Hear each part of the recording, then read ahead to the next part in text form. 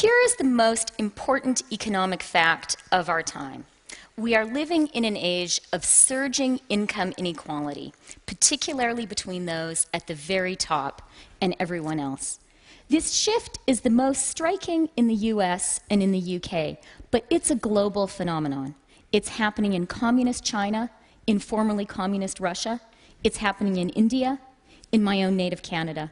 We're even seeing it in cozy social democracies like Sweden, Finland, and Germany. Let me give you a few numbers to place what's happening.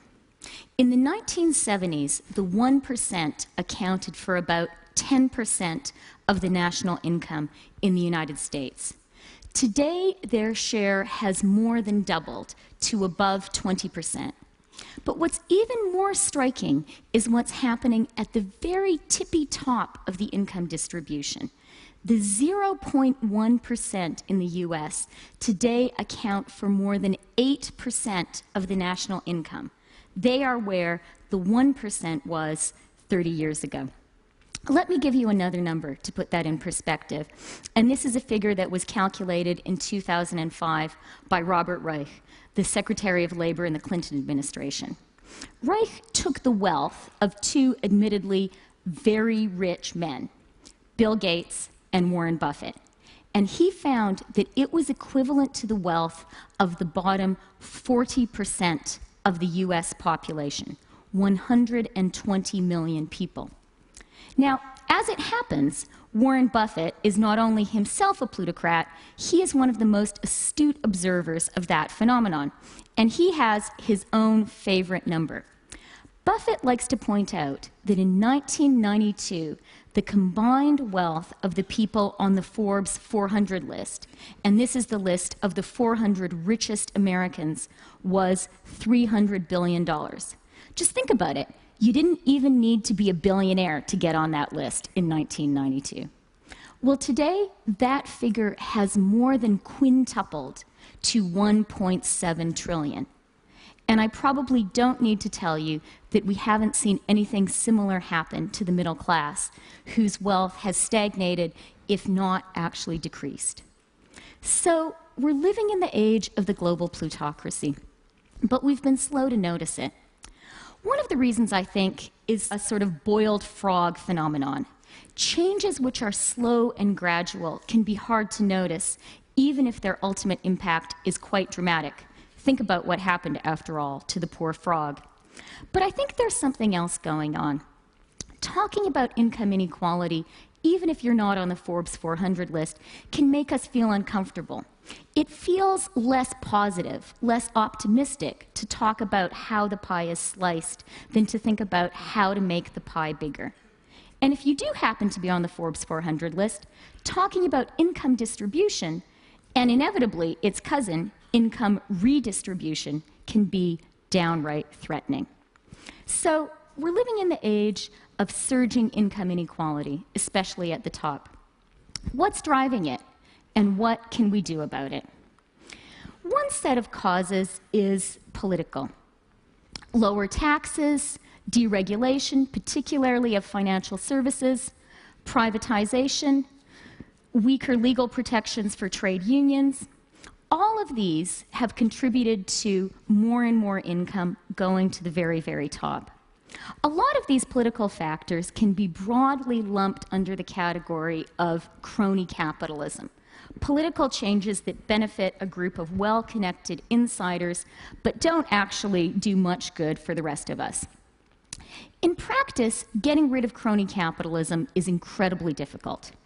Think of all the years reformers of various stripes have tried to get rid of corruption in Russia, for instance, or how hard it is to re-regulate the banks even after the most profound financial crisis since the Great Depression, or even how difficult it is to get the big multinational companies, including those whose motto might be, "Don't do evil," to pay taxes at a rate even approaching that paid by the middle class. But while getting rid of crony capitalism in practice is really, really hard, at least intellectually, it's an easy problem. After all, no one is actually in favor of crony capitalism. Indeed, this is one of those rare issues that unites the left and the right. A critique of crony capitalism is as central to the Tea Party as it is to Occupy Wall Street. But if crony capitalism is, intellectually at least, the easy part of the problem, things get trickier when you look at the economic drivers of surging income inequality. In and of themselves, these aren't too mysterious.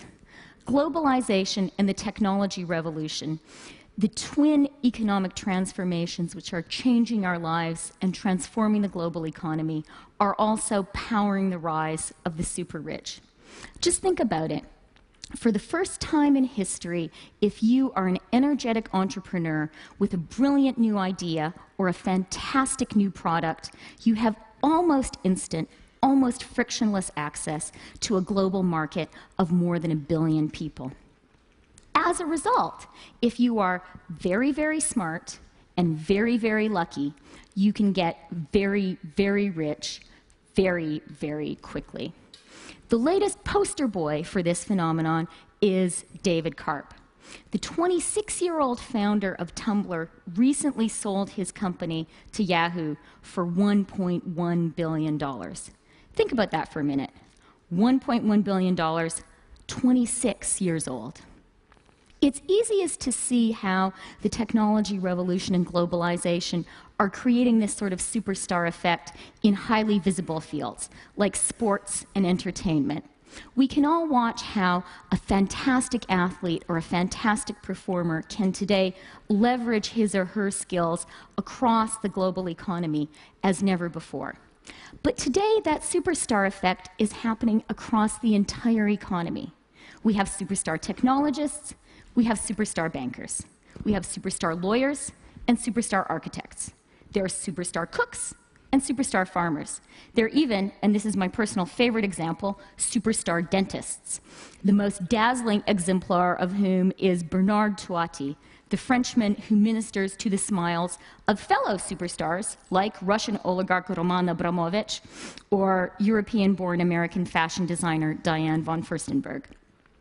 But while it's pretty easy to see how globalization and the technology revolution are creating this global plutocracy, what's a lot harder is figuring out what to think about it. And that's because, in contrast with crony capitalism, so much of what globalization and technology revolution have done is highly positive. Let's start with technology. I love the internet. I love my mobile devices. I love the fact that they mean that whoever chooses to will be able to watch this talk far beyond this auditorium. I'm even more of a fan of globalization.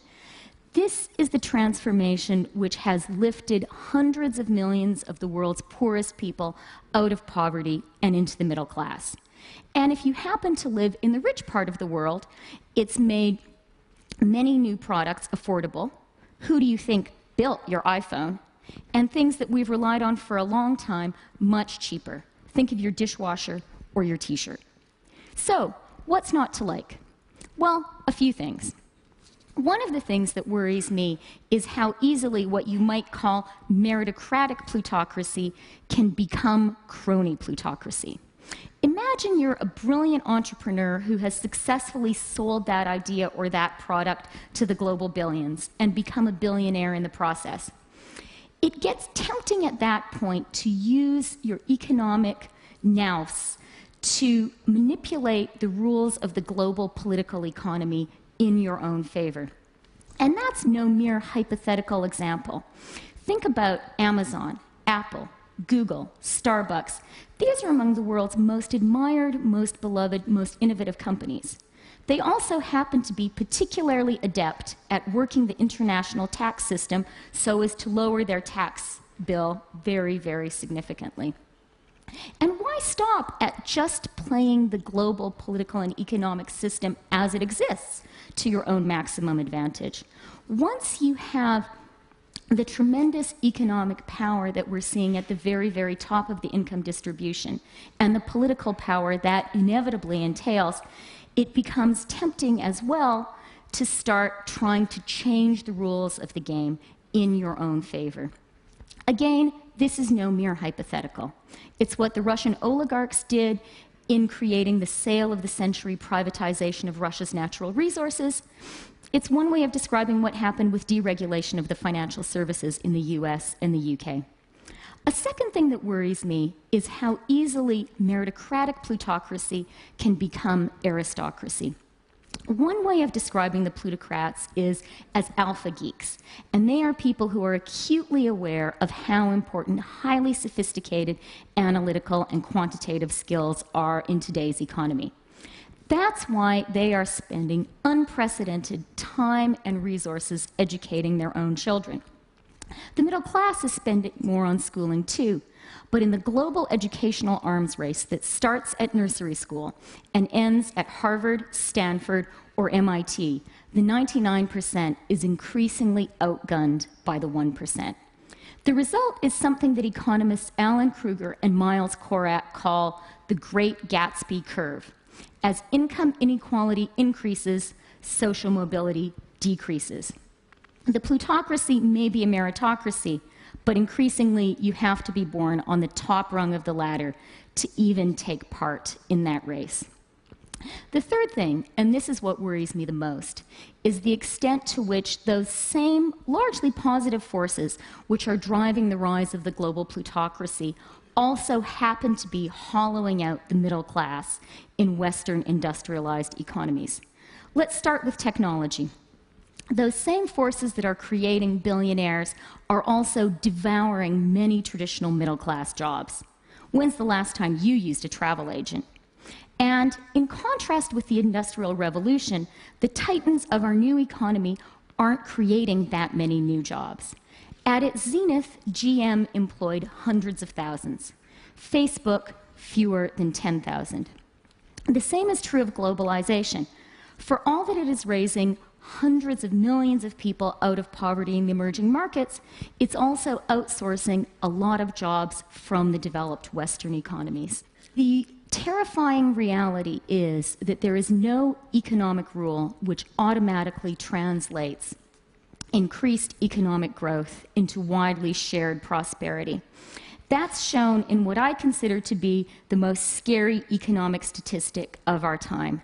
Since the late 1990s, increases in productivity have been decoupled from increases in wages and employment. That means that our countries are getting richer, our companies are getting more efficient, but we're not creating more jobs, and we're not paying people as a whole more. One scary conclusion you could draw from all of this is to worry about structural unemployment. What worries me more is a different nightmare scenario. After all, in a totally free labor market, we could find jobs for pretty much everyone. The dystopia that worries me is a universe in which a few geniuses invent Google and its ilk, and the rest of us are employed giving them massages. So when I get really depressed about all of this, I comfort myself in thinking about the Industrial Revolution. After all, for all its grim, satanic mills, it worked out pretty well, didn't it? After all of us here are richer, healthier, taller, well, there are a few exceptions, and live longer than our ancestors in the early 19th century. But it's important to remember that before we learned how to share the fruits of the Industrial Revolution with the broad swathes of society, we had to go through two depressions, the Great Depression of the 1930s, the Long Depression of the 1870s, two world wars, communist revolutions in Russia and in China, and an era of tremendous social and political upheaval in the West. We also, not coincidentally, went through an era of tremendous social and political inventions. We created the modern welfare state, we created public education, we created public health care, we created public pensions, we created unions. Today, we are living through an era of economic transformation, comparable in its scale and its scope to the Industrial Revolution. To be sure that this new economy benefits us all, and not just the plutocrats, we need to embark on an era of comparably ambitious social and political change. We need a New Deal.